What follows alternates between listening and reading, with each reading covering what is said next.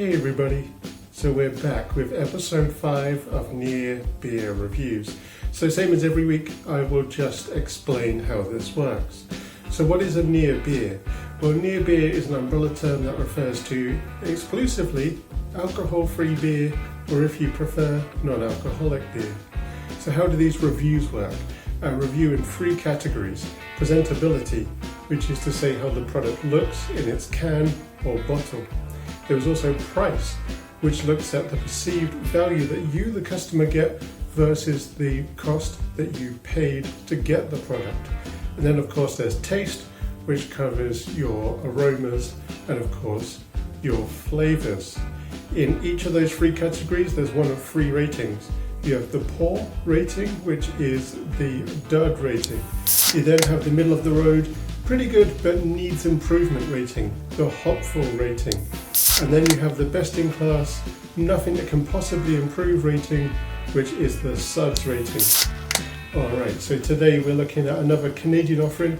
This is available nationwide across Canada.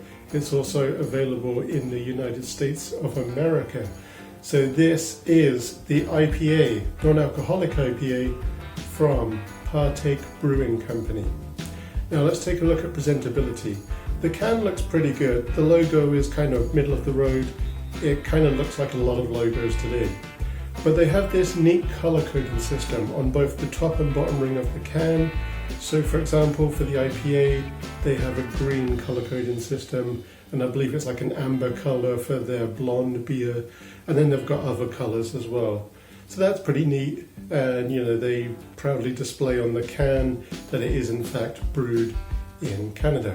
How does it look poured? Well, it's actually a nice rich amber colour, very rich dark amber. It kind of looks more like an Irish red than an IPA. It's got a very nice milky white, almost cream coloured foam, which is a nice touch. When you initially pour it, it's more head than body, but that's okay. You can see a little bit of carbonation there. So for the presentability category, I think I'm going to give it a suds rating. It really should be a hopful, but I'm going to go for suds. I'm going to be generous. So for price, what I paid per can for the IPA is $2.50. It ranges from $2 for the LCBO in Ontario there to $2.50 if you get it from well.ca. So the price fluctuates, and this is for a pop size, like a personal pop size cola can, like that kind of size. And that's not great value. It's also not the worst I've seen. So what I would say is that for price, I'm going to say a hopful rating. So that's the middle of the road rating, because it could be better. It's not the worst I've seen. Alright, so now for taste, let's give it a quick smell.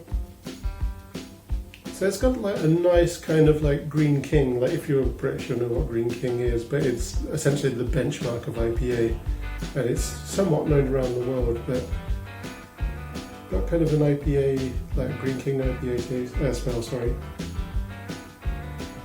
Nice and kind of like barley smell, a little bit of a herb smell. But what about the flavour?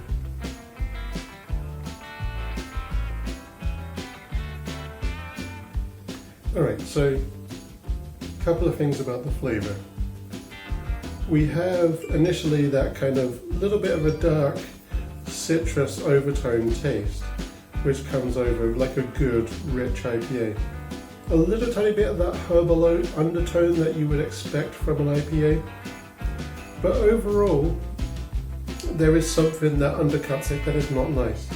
You get this kind of chemical aftertaste that hits you almost immediately after you get that nice citrus taste, and that for me is problematic.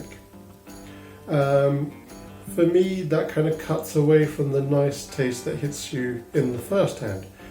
So I really wanted to like this actually, but the taste really knocks it away from you. It's like, imagine if a bar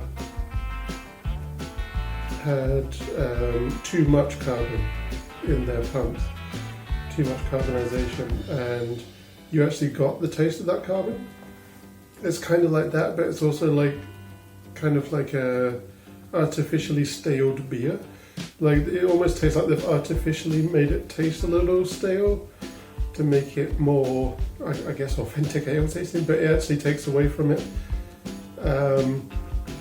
For the taste category, sorry, but I really have to say a dud rating.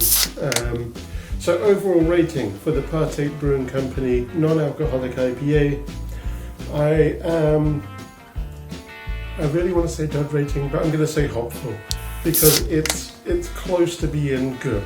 It's close to being good. They just need to work on that taste. So if I were to give it a rating from A to F, I would be looking at around about a C-. It's not bad, it just kind of exists, is what it does. If they worked on the taste, got the price point down just a little tiny bit, and made it like a unanimous $2 across the board or less, I think this would be a great beer, but that aftertaste, the kind of middle of the road price, holds it back a bit. Alright, so next episode 6 will be coming up soon. I will announce soon what we're looking at, and thanks for joining me. Like, share, subscribe.